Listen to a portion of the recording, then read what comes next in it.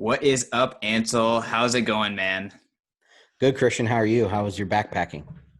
It was really great, man.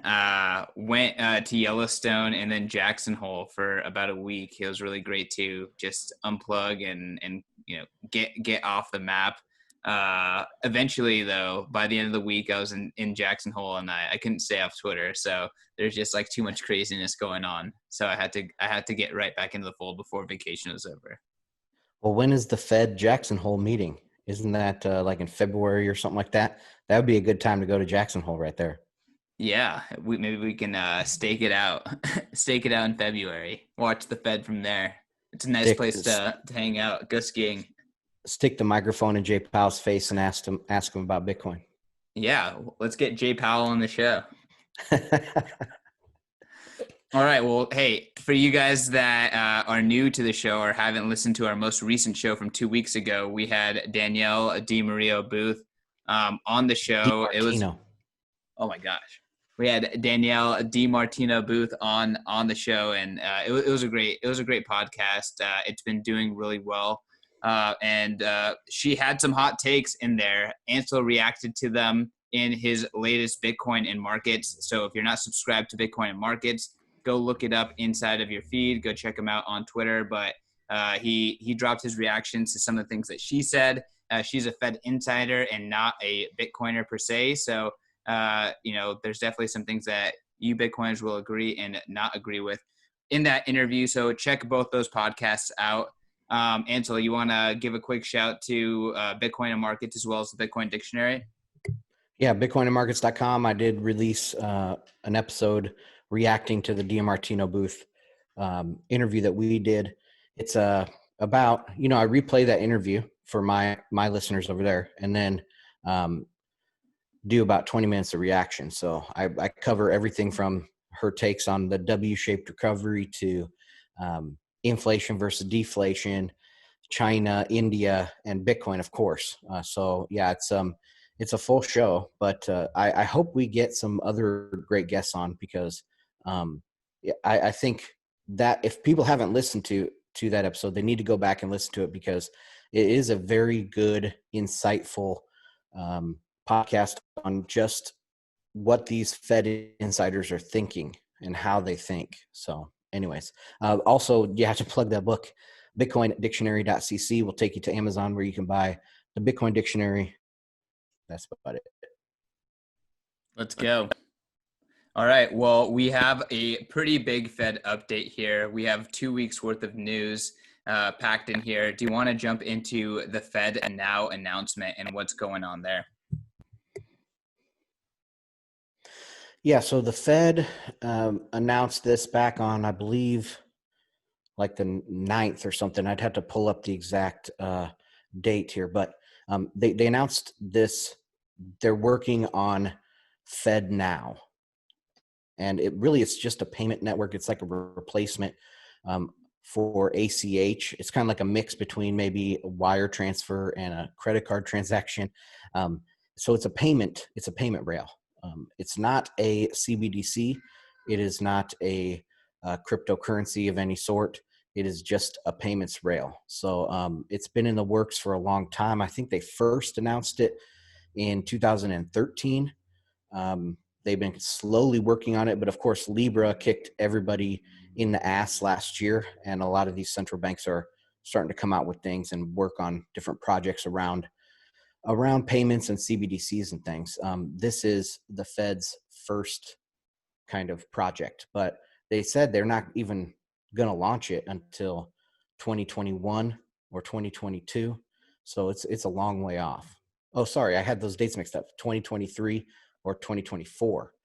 So this is a long way off. And then if we talk about an actual Fed coin on top of this FedNow network, payment network, I mean, that could be another 4 years after that. So all the people out there that are saying, oh, there's going to be like sovereign cryptocurrencies around the corner, they're just going to come out with something and replace Bitcoin.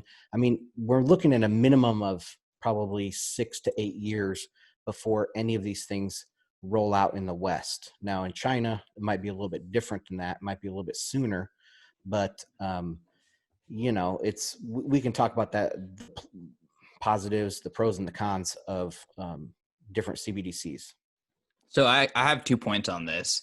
First, with the projections for the payment network 2023, 2024, where is Bitcoin going to be? Like I say that to ETH heads a lot, like when ETH2 comes, but when FedNow payment network happens, like where is Bitcoin going to be? Because the open source system is just innovating every single day, right? And it's shipping and it's in the wild every single day.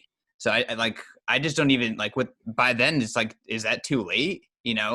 Like I feel like, the private sector plus Bitcoin is going to be way in front of FedNow.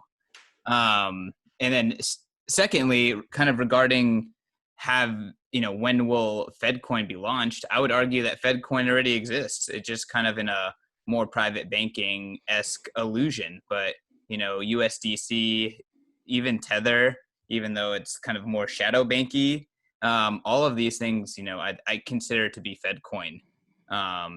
If you're part of the US dollar system, it's still, either a derivative or you're still constrained to some degree to the US dollar system. Yeah, we already have a digital dollar. 99% of dollars are digital out there. So a Fed coin isn't going to be any different. Now, Danielle did mention that Powell has said in the past, if there is a Fed coin, that it would be as private as cash. That is that's a pretty hard promise to uphold. But yeah, that would be a difference between the digital dollars today that can be tracked versus a Fed coin that is anonymous. But is that even possible? I don't think so. Is there political will to do that? Right. I don't think so. I think that, but yeah, I mean, I don't have much else to add. What do you think of the idea that the existing dollar-backed stable coins are Fed coin? Because I firmly am behind that. Well, a Fed coin would be legal tender, and then there would be, I guess you could say Tether would be if there was some sort of legal backing behind it. Now, DeFi type stuff where it's supposed to be decentralized, that would not be Fed coin because there's no like legal structure that. No, I'm not talking about like DAI. I'm talking about property. just USDC, Paxos. Yeah. Like these are US entities holding dollars in bank accounts, Gemini dollar, that kind of stuff. Yeah. I would say that is to a degree Fed coin. Yeah. All right, we agree. What's next? There's a Fed speech here. Yeah, so we don't have we were gonna do a hot take on this Danielle interview. You and I were gonna maybe debrief it. We were thinking about doing that, but I did that on my own podcast. So we don't. The only Bitcoin markets. The only kind of hot takes news items that we have here are this FedNow announcement. I think a lot of people think it's bigger than it is. I've heard some gold bug people that I still listen to saying, "Oh, this is a sign that FedCoin is coming. That there's going to be sovereign cryptocurrencies are just around the corner." And of course, that's not what the FedNow announcement is. It's just a payment network. So the other kind of news is this Brainard speech. She gave a speech, and I would have to pull it up. I don't know exactly where it was given. Let me see. At the Federal Reserve Board and the Federal Reserve Bank of San Francisco Innovation Office Hours. So she did it via webcast. And I have a few. Hold on. This is from the 13th. And I just have a few quotes here to pull out. It was on it was specifically an update on digital currency. So over the last week here, these two announcements from the Fed are related. The FedNow and then this digital currency update. So I just wanted to pull out some digital currency things. Quote, the introduction of Bitcoin and the subsequent emergence of stable coins with potentially global reach, such as Facebook's Libra, have raised fundamental questions about legal and regulatory safeguards, financial stability, and the role of currency in society. As part of this research, so they're doing a bunch of research, she said, over the last few years, central banks are exploring the potential of innovative technologies to offer a digital equivalent to cash. And then the last quote I have here is a little bit longer. Separately, a significant policy process would be required to consider the issuance of a CBDC, along with extensive deliberations and engagement with other parts of the federal government and a board set of other stakeholders. Man, I'm doing a bad job reading this. There are also important legal considerations. It is important to understand how the existing provisions of the Federal Reserve Act with regard to currency issuance apply to a CBDC and whether a CBDC would have legal tender status, depending on the design. The Federal Reserve has not made a decision whether to undertake such a significant policy process, as we are taking the time and effort to understand the significant implications of digital currencies and CBDCs around the globe. So my takeaway is they understand that a real CBDC that's a legitimate contender to Bitcoin is not going to be the same as the dollar today. And they would need to do a lengthy legal process to make it legal tender, right? So it's going to be it's going to be a separate money. Does that make sense? So you don't see this as just like digitizing dollars and, making them like, movable with private keys. You see this as they're going to create a different thing with a different monetary policy that they'd have to distribute, eventually as they create it. Is that what do you see that is like what she's pointing to? Yes. I think, to me, this is them admitting they know there's a difference there, where for a long time we thought, at least I as a Bitcoiner thought, that they didn't know the difference, that they thought that if they just released some equivalent to today's dollars in a digital form, that it would be a CBDC. But now she's saying here that no, they understand there's a difference. It needs to be a cash equivalent, which Bitcoin is, but a dollar on FedNow is not necessarily that thing. You know what I'm saying? Yep. So, I mean, let's speculate here. Like, do you think that the U.S. will release a cash equivalent, or are they going to just give up that market to something else? Because, I mean, again, that's where I go and say there is already a cash equivalent, and that's called USDC. And like, yeah, maybe it's not legal tender right now, but maybe you could see, basket of these stable coins being declared. But The cash USDC equivalent is here. is pegged, though, right? So it's pegged to the old dollars. This would be like a new thing. And it would be, I mean, it's dangerous. I think this type of CBDC that they're talking about here, that's a cash equivalent, would fit right into the wheelhouse of MMT. That this is a new purely printable coin that is separate from the existing dollar. I don't know what they would even call it. I guess they would call it a digital dollar or Fed like coin. USD credits or something like that. Something like and that. Like, but everyone has to take credit and dollars until they eventually convert everyone to credit, something like that. Yeah, something like that. But yeah, it's dangerous to create a new money like this. If you have a gold coin, you can't print as many gold coins because you have to have the gold to do that. Same with Bitcoin, obviously. But with this Fed coin, or whatever they're going to, Fed credits, there is no scarcity at all. And it goes right along with MMT. So if there is an MMT that's going to blow up the system, Fed coin will probably be right along there with it.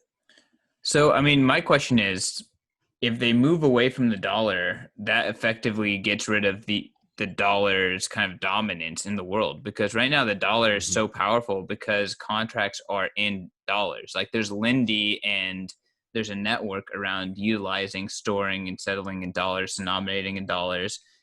When you must change that or move that, then all of a sudden, like, you kind of open the game for a competitor to, take that. Like, it's not just a given that it's going to swap over. Yeah, well, there would be certain use cases that only U.S. credits could fulfill, and I don't know what exactly those would be, but they would have to have some separate use case to build a demand for them. I mean, we've seen before in the past with hyperinflations where, like, the Deutschmark got replaced by the Rentenmark. So I think it was like $1,000,000,000,000 or something. They revalued it. So it could be something similar to that. I'm not saying the dollar is going to hyperinflate, but they could say, hey, 10 US dollars equals 1 US credit token, and go from there. And maybe US credit token could be used as some sort of, I don't know, something to do with bank balances, or even in repo, or uh, with foreign banks, maybe how they trade with each other. I really don't know, but they would come up with some sort of use case like that.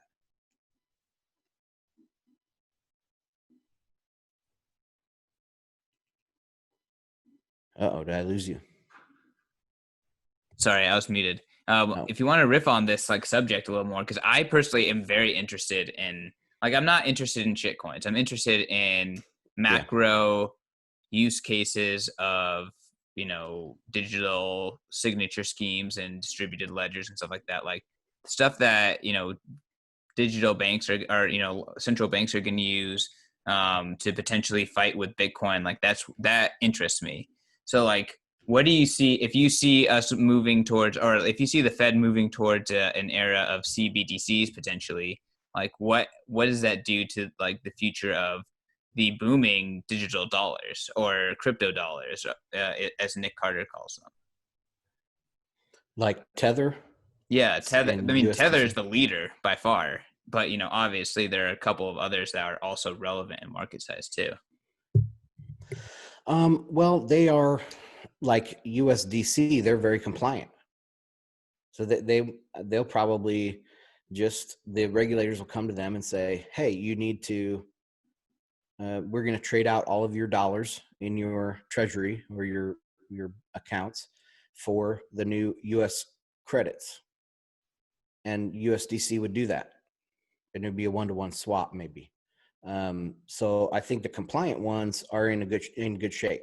This actually does put Tether at a huge disadvantage, because they are the least compliant out of the centralized stable coins. So I would say this does favor like USDC in them. They would just switch over to the new credit system, and that might be an in for these tokens to get started. Who knows? What do you think?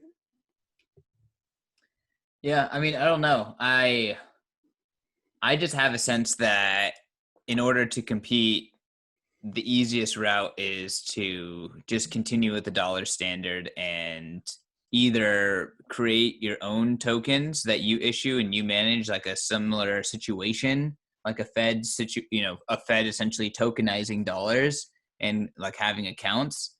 I feel like that seems like the much more plausible thing. So either they go with the more free market way where anyone can apply to do it, and do it kind of like how it's been done so far, in a compliant way, or the Fed just does it directly. Like I feel like creating a new currency, I mean, I feel like that right there, just that will help. That will finally destroy the US's global reserve status. I feel like that just is not going to happen. Yeah, I kind of agree with you that would be much easier. But what I read out of this Brainard speech is she's saying that central banks are exploring the potential of innovative technologies to offer a digital equivalent of cash, which a digital dollar, 1-to-1 pegged or swapped for current dollars, it's going to be under the current dollar regulatory system, right? And so it wouldn't be a cash equivalent. So I don't, unless you're saying that these tokens, there's going to be no KYC, there's going to be none of that kind of stuff on an on-ramp to get onto the new Fed credit token or whatever we're calling it. that would be an equivalent to cash. But I think they know that to be different and to get any benefit, they need to make a completely new currency. I mean, again, like I don't know if the Fed would adopt open source standards, but theoretically they could push this out on one or multiple public blockchains and just have it be, compliant with standards of, keys and sending across these public networks.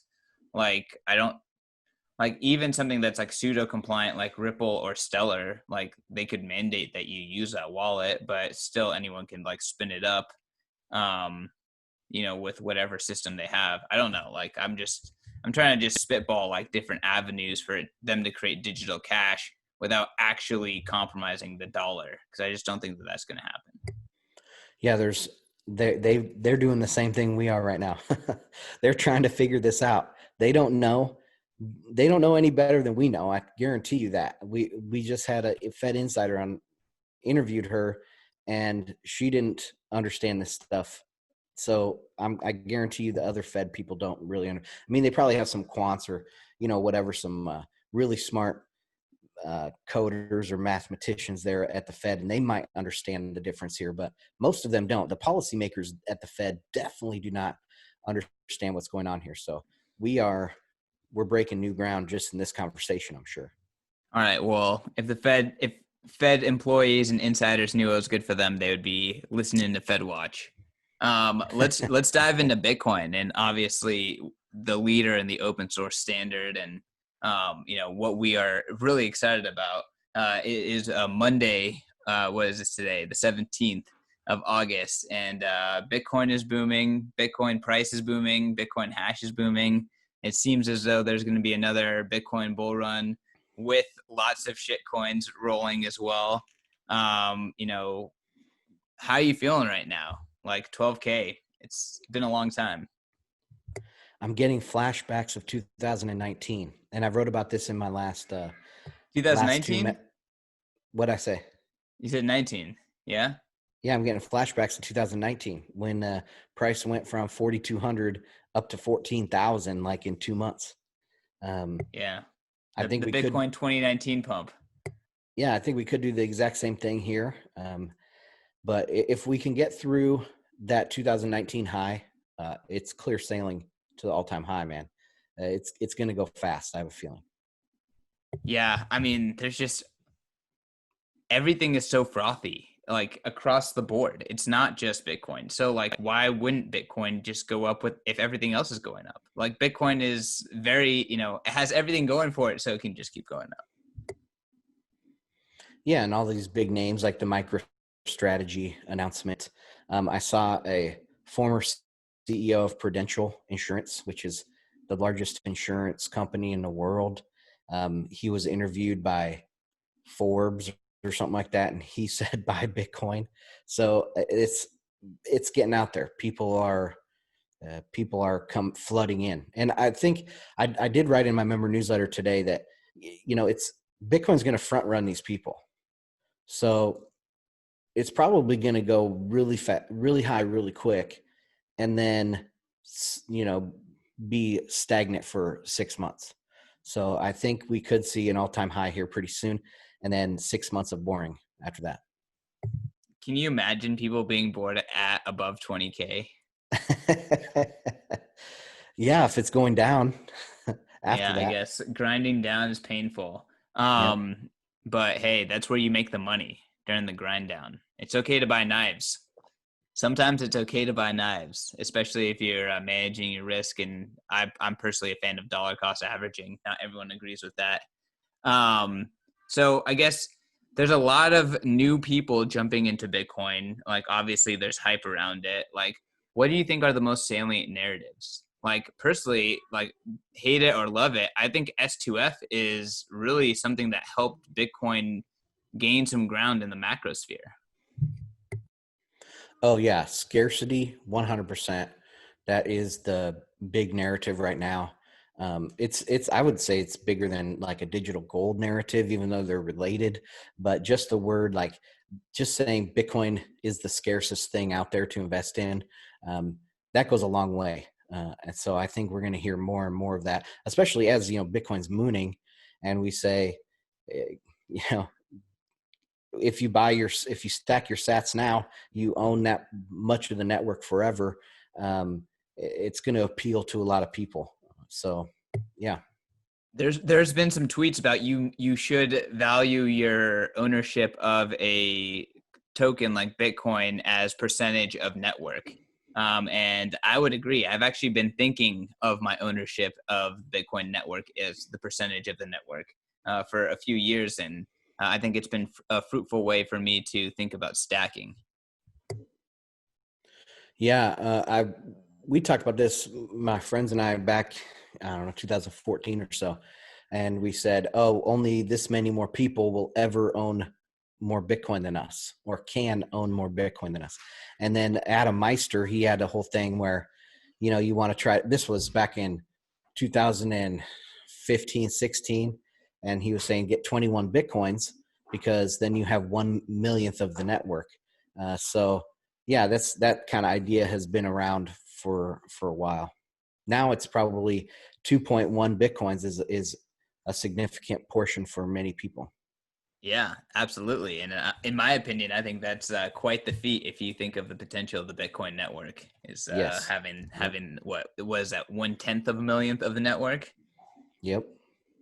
So I mean, what's your feeling here? You're on record saying that altcoins are going to die. They're never going to reach their top. Things are frothy right now.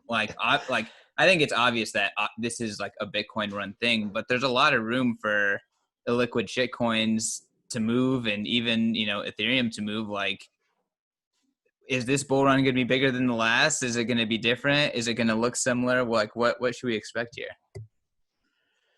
Yeah, I'm on record saying that altcoins will not surpass their previous all-time high of roughly 500 billion.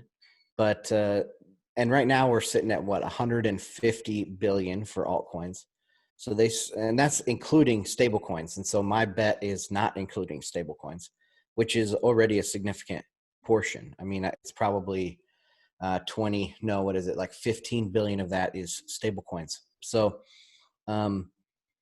yeah, I still agree with that. I think altcoins exist in Bitcoin's shadow, and Bitcoin has CME futures. Bitcoin has these traditional investment things. They have grayscale. Ethereum also has grayscale, but Bitcoin's is much more established. They have like this MicroStrategy that's buying Bitcoin as part of their treasury and their cash balance. Sorry, my kids are making noise over there. We're going to see a lot more companies fast during this run. Yeah. I really think so. I mean, every Bitcoin company kind of does it. What do you mean?